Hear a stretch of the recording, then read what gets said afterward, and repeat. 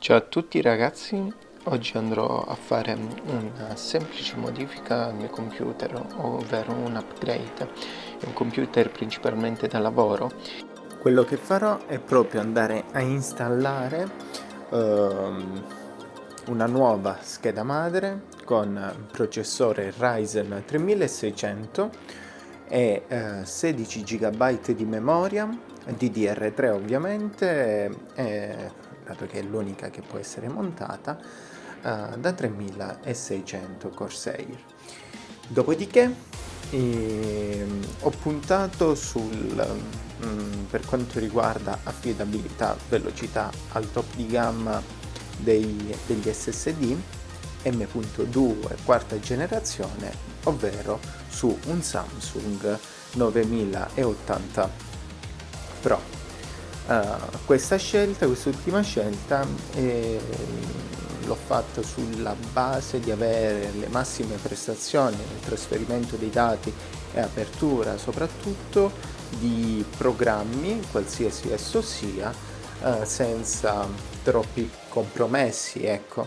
Alla fine sarà un dispositivo, un computer destinato a un uso ufficio intenso, perché ci sono sempre almeno 3 programmi aperti contemporaneamente, oltre a Chrome, con diverse pagine, quindi ecco la necessità di questi 16 GB di memoria. Inoltre il computer è dotato con una scheda, una Radeon RX 570, molto prestante alla fine, ma soprattutto per gestire appunto 3 monitor, ma anche per un utilizzo da gioco occasionale. Alla fine non è questa la sua funzione principale. Allora, come potete vedere qui ho estratto la vecchia scheda e come prima cosa ho effettuato una pulizia del case, dato che è un anno e mezzo che non veniva pulito. Io alla fine ho utilizzato un fono, però la soluzione ideale è di sicuro un bel compressore che spara l'aria ad altissima velocità, e quindi anche quella che si vede che la polvere sottilissima è quella che si attacca al case, quella sparisce. Però non è il mio caso, quindi mi accontento del fono. Dopodiché una pulizia profonda con alcol un po' ovunque, senza essere troppo minuzioso, cioè non sto andando a ricercare il dettaglio, ma semplicemente ad avere una base pulita su cui montare i nuovi componenti alla fine. Allora, questi sono i componenti, come potete vedere,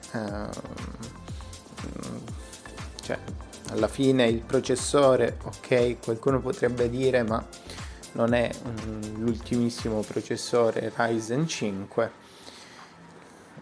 ma posso garantire che il 3600 ad oggi, per un utilizzo anche da gioco, va più che bene. Cioè è il giusto compromesso costi-prestazioni. Questa scheda madre anche ha un ottimo prezzo e alla fine l'unica, diciamo, penalità è che ha un solo slot M.2 e solamente 2 canali per la RAM, che è per il classico dual channel, ma ne ha 2 soltanto invece di 4.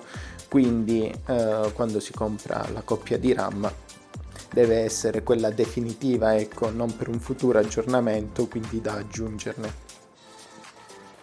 L'unico grande sbaglio che ho fatto, ma che riparerò subito dopo, è stato non acquistare un dissipatore esterno.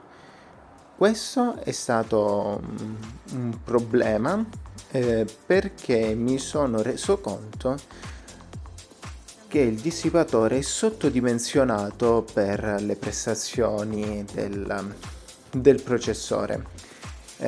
Sono stato superficiale io nel momento dell'acquisto, che non ho controllato che tipo di dissipatore veniva dato in dotazione, e niente, quindi mi dovrò accontentare per il momento a temperature operative che oscillano tra i 70 e gli 85 gradi durante l'utilizzo. Però alla fine un dissipatore a colonna va benissimo, una spesa non eccessiva sui 30-35 euro, anche 40, per arrivare a qualcosa di un pochino più pressante, giusto per avere un'affidabilità di temperatura. Questo computer non è destinato a un overclock, quindi della componentistica entry level da questo punto di vista va più che bene. Tutto il resto sarebbe eccessivo, ecco.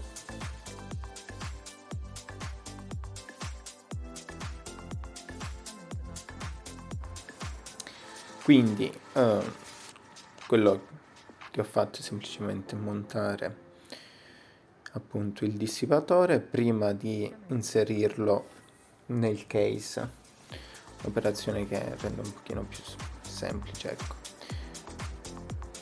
Poi lì cercate di sistemare al meglio un attimino il cavo, cosa che mi dà sempre fastidio è i cavi, vedere cavi svolazzanti nel case, ma quella è un'altra storia, più una questione di visiva, ecco.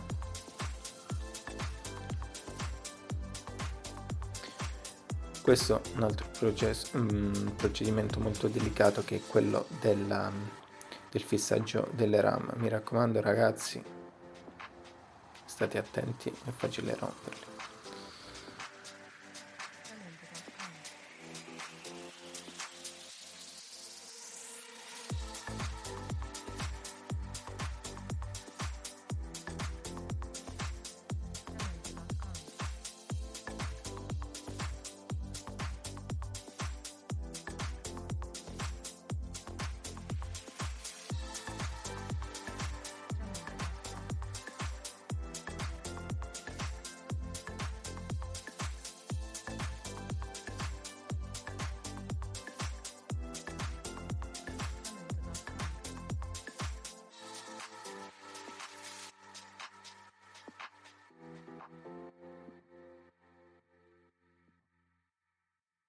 Jamendo.com.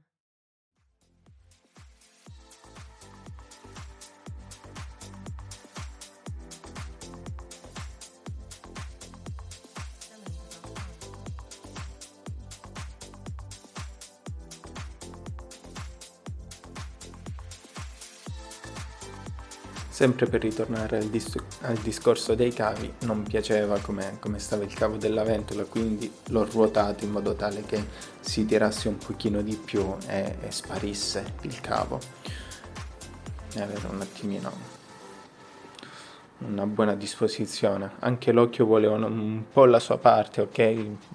Mi potreste dire che c'è un groviglio di cavi a destra, ma vi posso assicurare che per il case e per la gestione dei cavi che può dare questo case li ho raccolti al meglio.